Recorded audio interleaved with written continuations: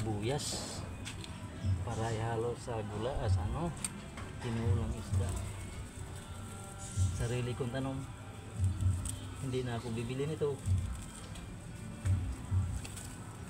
Itanim tong alubati dyan. Tingnan mo, kaibigan, libre na. Panghalo sa sabaw. Sabaw na isda. Alubati, dito itisok. Sige, itisok mo yan dyan. Pagdating ng araw, makaani ka rin. Ayan, ano palang itanim mo dyan? Tamnan ko na ano yan, luya.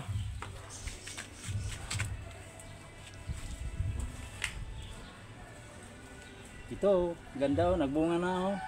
Oh, nagbunga na Ayun, yung may mga sanip pala dito.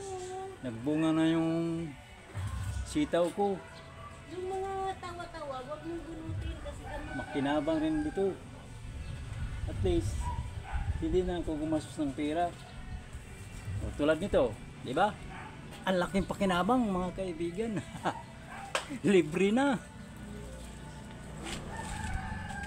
Ano ba yan? alubati.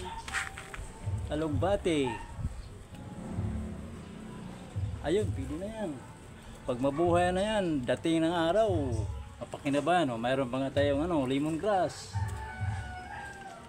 Ayun, Okay. may sanip pala. Mga sangi, kinain ng ibon eh. Pati ibon, kinabang yung ibon ng bahay. Tingnan mo, kaibigan. Yung luya ko, kinabang ako, nagsiksika na mga kaibigan. No? Ang init kaibigan, malaya na yung, matay na yung iba't ng tanim. Okay, babay na kaibigan. Ay, babay na sa inyo.